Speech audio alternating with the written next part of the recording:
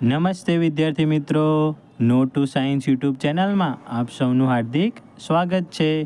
આજે આપણે ધોરણ 4ની પર્યાવરણ વિષયની તારીખ 6/9/2024ની એકમ કસોટી જોઈશું. તો ચાલો આવો જોઈએ. તો જો વિદ્યાર્થી મિત્રો, પહેલો પ્રશ્ન, પ્રશ્નોના જવાબ આપો. તમે મુસાફરી કરી હોય તેવા 4 વાહનોના નામ લખો. તો બાઇક, ગાડી, સાયકલ, બસ, ટ્રેન, હોડી, વિમાન, ઉડાન ખટોલા વગેરે. બીજો પ્રશ્ન, બાળકો શાળાએ જવા કેવા કેવા વાહનોનો ઉપયોગ કરે છે? તો રિક્ષા, ગાડી, બાઇક, બસ વગેરે. ત્રીજો પ્રશ્ન, ડુંગરાળ કે પથરાળ રસ્તાઓ પર ચાલતા ચાલતા કેવી મુશ્કેલીઓનો સામનો કરવો પડે છે? તો હા, આપણે ડુંગરાળ પ્રદેશમાં ચાલીએ ત્યારે થાક લાગે, પગ દુખે, લપસી જવાય, શ્વાસ ચડે વગેરે મુશ્કેલીઓનો સામનો કરવો પડે છે. તમારા ખેતરમાં કયા કયા વાહનોનો ઉપયોગ કરો છો? તો ટ્રેક્ટર, બળદગાડું વગેરે વાહનોનો ઉપયોગ કરીએ છીએ. ત્યારબાદ જોઈએ તો સૌથી વધુ ઝડપથી પહોંચવા કયા વાહનનો ઉપયોગ કરશો?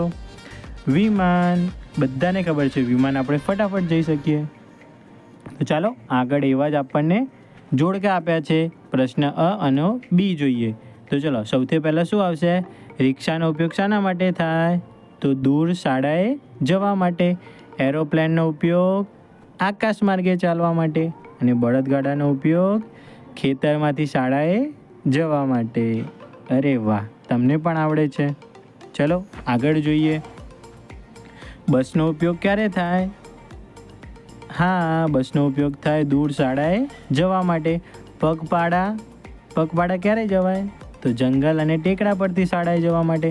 અને હોડી નદી પસાર કરવા માટે. ખૂબ જ સરસ. ચલો આગળ એક આવો આપેલો છે. ચલો તમે વિડીયો પોઝ કરીને જાતે જ પ્રયત્ન કરો. પુલ, સાયકલ અને ટ્રેનનો ઉપયોગ ક્યારે ક્યારે થાય? અરે વાહ, સરસ. તમે ખૂબ જ સુંદર રીતે જવાબ આપ્યા. ચલો એવી જ રીતે આ બંને જોડકાઓનો પણ અભ્યાસ કરો. ક્યાં કયું આવશે? ચલો ફટાફટ. લાકડાનો પુલ. હા, ઊંટ ગાડી ક્યાં? રણ પ્રદેશમાં. બસ દૂર મુસાફરી કરવા. લાકડાનો પુલ નદી પસાર કરવા. તો ચલો આગળનો પ્રશ્ન તમે જાતે કરી શકો છો. ખૂબ જ સરસ. તો ચલો મિત્રો હવે જોઈએ પ્રશ્ન 2. સાચા જવાબ ફરતે ગોળ કરવાનું છે આપણે. તો જોઈએ હવે શું આપેલો છે. પહેલો પ્રશ્ન આપણને શાકાહારી પ્રાણીઓ. તો શાકાહારી પ્રાણીઓ કયા કયા? ગાય અને ભેંસ. માંસાહારી પ્રાણીઓ તો મગર, શિયાળ, દીપડો. દૂધ આપનારા પ્રાણીઓ તો દૂધ આપનારા પ્રાણીઓ કયા કયા થશે? બકરી અને ગાય. કયા કયા થશે? બકરી અને ગાય. શિંગડાવાળા પ્રાણીઓ બળદ, શાબર. ઝાડ ઉપર ચડતા પ્રાણીઓ તો વાંદરો, દીપડો. હા, દીપડો પણ ઝાડ ઉપર ચડી શકે મિત્રો. ભાર ખેંચતા પ્રાણીઓ તો બળદ, ગધેડું. ઈંડા મૂકતા પ્રાણીઓ તો મગર અને કાચેંડો. ત્યારબાદ જોઈએ તો કાન વગરના પ્રાણીઓ. કયા કયા કાન વગરના પ્રાણીઓ? તો સાપ, મગર અને દેડકો. બચ્ચાને જન્મ આપતા તો ગાય, હરણ. ઘર આંગણાના પ્રાણીઓ તો બકરી અને ગાય. એ આપણા ઘર આંગણાના પ્રાણીઓ છે. આ પણ ખૂબ જ સરળ પ્રશ્ન હતો. તમે બધાને આવડ્યો હશે. ચલો ત્યારબાદ આગળ જોઈએ. આગળ શું આપેલું છે કે જે જવાબ ખોટો હોય એને ચેકી દેવાનો છે. તો જો ઘોડો તબેલા કે માળા તબેલામાં રહે તો માળાએ ચેકી દેવાનું.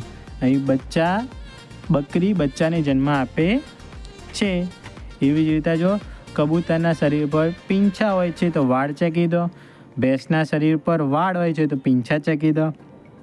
મગરને કાન નહીં મીંડા હોય છે તો એ ચેકી દો. ત્યારબાદ જો ચકલીને મીંડા હોય, પોપટને લાલ ચાંચ હોય, હાથીને મોટા કાન હોય, ઉંદર દરમાં રહે, કાગડો માળામાં રહે તો દર આપણે ચેકી દઈશું. ત્યારબાદ મોર ના પીંછા રંગબેરંગી હોય છે. કાચિંડો ચામડીનો રંગ બદલી શકે છે? ખૂબ જ સરસ, આ બધું જ તમને આવડ્યું હશે. તો હવે આપણે આગળ જોઈએ. હા, પ્રાણીઓ અને તેના રહેઠાણ. તો મિત્રો, ગાય ક્યાં રહે? ગાય રહે વાડામાં, વાઘ રહે જંગલમાં, કીડી રહે દરમાં. ખૂબ જ સરસ. હવે સમૂહમાં રહેવાથી આપણને કયા કયા ફાયદા થાય? તો ઝડપી કામ થાય, આપણને પરિવારની મદદ મળે, આપણે પરિવાર સાથે પ્રેમ ભાવ વધે, મુસીબતમાં આવે તો આપણો પરિવાર આપણે સાથે હોય.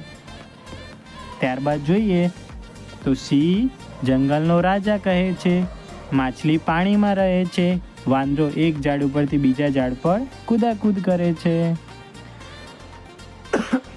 એકલા રહેવાથી શું શું તકલીફો પડે? તો મુશ્કેલીમાં એકલું અનુભવાય, માનસિક તણાવ રહે અને આપણે એકલા કંટાળી પણ જઈએ. ચલો આગળ. મધનો ઉપયોગ ક્યાં ક્યાં થાય? તો મધનો ઉપયોગ ઔષધિ તરીકે, આમળાનો ઉપયોગ ખાવા માટે કરીએ અને ગુંદરનો ઉપયોગ આપણે કાગળ ચોંટાડવા કરીએ. અને પછી બીજો પ્રશ્ન, મધમાખી ડંખ મારે ત્યારે લોકો શું કરે? તો હા, આપણે કોઈ લોખંડવાળી વસ્તુ ઘસીએ અથવા એના પર મધ પણ આપણે લગાવી શકીએ. પછી જોઈએ અલગ પડતો શબ્દ શોધો. તો બકરી, ગાય, શિયાળ, ભેંસ. તો શિયાળ એ માંસાહારી છે. કીડી, કાચબો, સાપ, ઉંદર. તો કાચબો પાણીમાં રહે. ચકલી, સુગરી, કાગડો, ચામાચીડિયું. તો ચામાચીડિયું અલગ પડે. ચલો આગળ. બળદનો ઉપયોગ ખેતી કરવા, ઊંટના બચ્ચાને ખોલકું કહેવાય. ચલો. ત્યારબાદ આપણે આમાંથી પ્રાણીઓ અને જીવજંતુઓના નામ શોધવાના હતા.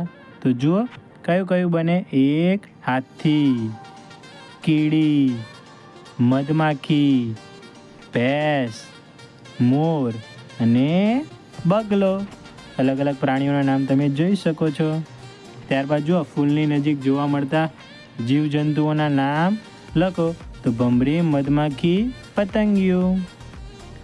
ભાર ખેંચતા પ્રાણીઓ તો બળદ, ઊંટ, ગધેડા અને હાથી પણ આવી શકે. તો ચલો વિદ્યાર્થી મિત્રો, તમને પ્રશ્નોના જવાબ પણ આવડે હશે. તો વિડીયો પોઝ કરી અને પ્રશ્નોના જવાબ પણ તમે આપો. ચલો, એકદમ સરળ જવાબ આવશે. ચલો આગળ જોઈએ. હા, ચલો ફરીથી પ્રશ્નોના જવાબ આવ્યા. તો પ્રાણીઓનો શિકાર શા માટે ના કરવો જોઈએ? હા, તેમાં પણ જીવ છે અને આપણે પર્યાવરણને નુકસાન ના કરવું જોઈએ. પછી અમૃતા શા માટે ઝાડને ભેટી પડી?